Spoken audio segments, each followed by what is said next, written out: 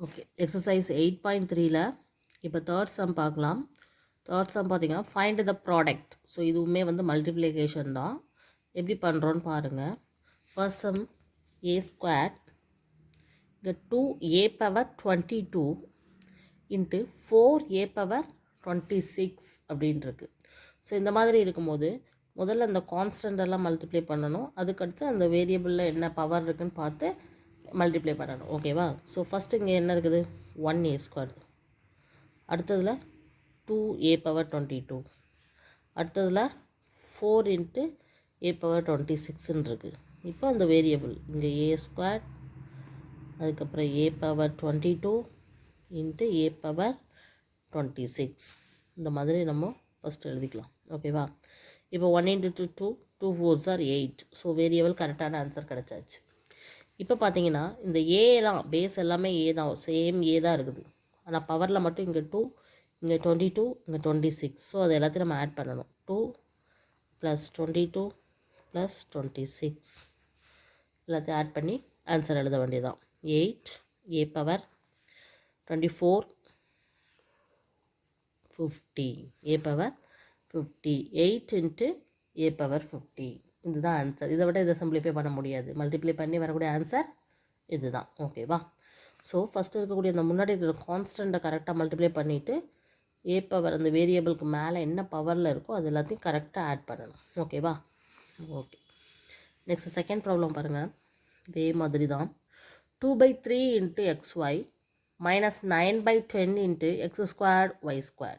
So first நம்ம constant எல்லாம் multiply பண்ணுவோமா? Numbers 2/3 into minus 9/10. அடுத்தது எக்ஸை மல்டிப்ளை பண்ணுவோமா? X into x². அடுத்தது ஒய்யை மல்டிப்ளை பண்ணுவோமா? So y into y². இந்த மாதிரி எழுதலாம். ஓகேவா? இப்போ இதை சிம்பிளிஃபை பண்ணுறதுக்கு 1 2 is 2, 5 2s are 10, 1 3 is 3, 3 3s are 9.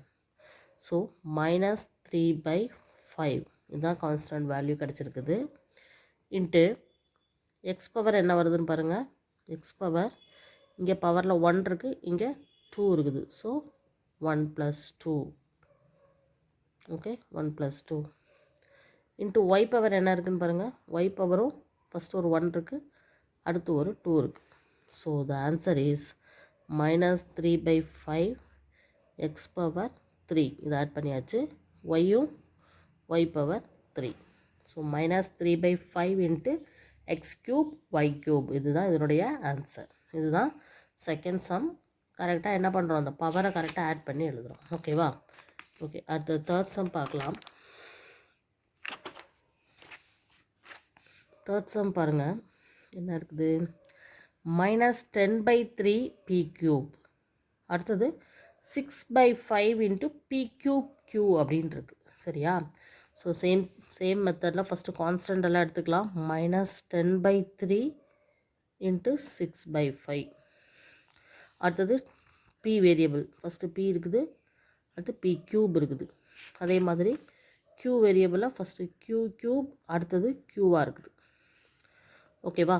இப்படி எழுதிட்டு அடுத்து சிம்பிளிஃபை பண்ண போகிறோம். 1 3 is 3, 2 3s are 6, 1 5 is 5, 2 5s are 10. So minus 2 into 2ன்னு வருது. So minus 2 into 2 4, minus 4 into p என்ன இருக்குது பாருங்கள். p பவர் 1 + 3 இருக்குது.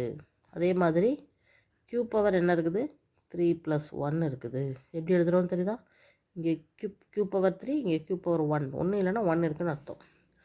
So minus 4 p power 4 q power 4. இதுதான் answer. Minus 4 p power 4 q power 4.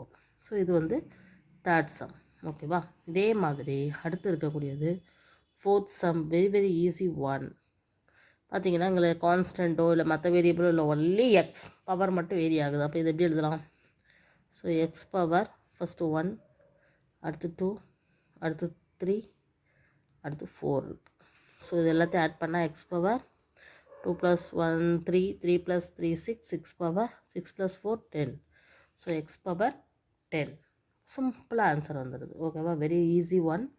ஓகேவா? So x into x square into x cube into என்ன இருக்குது எக்ஸ் பவர் 4 அப்படிங்கும்போது அந்த எக்ஸ் பவர் எல்லாத்தையும் ஆட் பண்ணுறோம். நம்மளுக்கு ஆன்சர் எக்ஸ் பவர் 10 கிடச்சிருக்கு. ஓகேவா? இதுதான் இது தேர்ட் சம். ஓகேவா? இதில் இருக்க 4 சம்மே ரொம்ப ஈஸியாக தான் இருக்குது. சால்வ் பண்ணி பாருங்கள். Okay, thank you.